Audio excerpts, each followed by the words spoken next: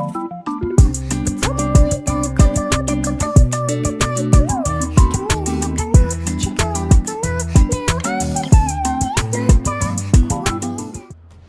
balik lagi di channel gua, dan di video kali ini gua bakal bahas episode 17 dari Ultraman Blazar. Jadi gak pakai lama-lama lagi, langsung aja kita ke videonya.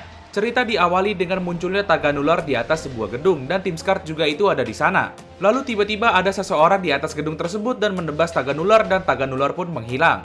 Setelah itu tim Scar meneliti kejadian tersebut, dan ternyata kaiju-kaiju lain yang udah pernah dikalahin Blazar itu muncul lagi, tapi mereka ini cuma muncul doang dan gak bikin kerusakan apapun.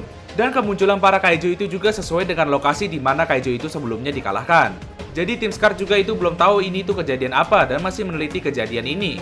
Singkatnya, Gento datang ke sebuah tempat dan menemukan majalah Hiroshi Sonezaki yang merupakan dirut dari perusahaan Nova-Io. Lalu tiba-tiba muncul seseorang di tempat tersebut dan orang tersebut mengeluarkan sebuah kristal dan keluarlah Leviera dari kristal tersebut. Tapi di sini Levieranya itu cuma kayak arwahnya aja dan orang tersebut pun menebas arwah dari Leviera.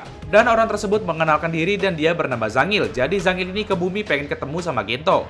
Dan saat ngobrol sama Gento, Zangil bilang kalau cuma orang-orang tertentu yang bisa lihat wujud aslinya. Jadi kalau orang lain yang lihat, Zangil itu wujudnya sama kayak manusia, bukan alien. Dan Zangil juga cerita kalau dia itu udah pergi ke banyak planet dan melawan musuh yang kuat dan dia juga merupakan seorang ahli pedang. Tapi di suatu hari dia ketemu ahli pedang yang lebih jago dari dia dan Zangil pun kalah dari orang tersebut.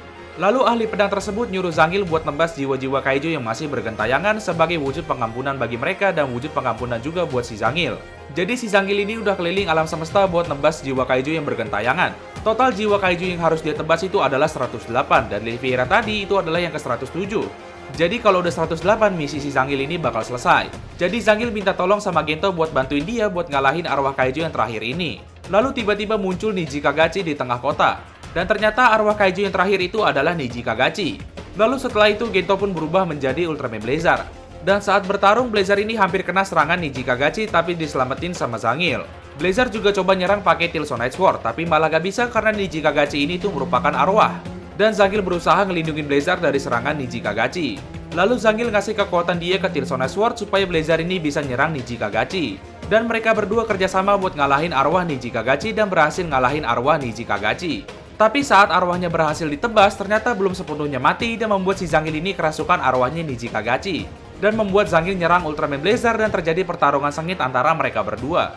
Tapi akhirnya Zangil terbebas dari kerasukan arwah Niji Kagachi dengan tebasan pedang Blazar. Dan akhirnya mereka berdua benar-benar ngalahin arwahnya Niji Kagachi.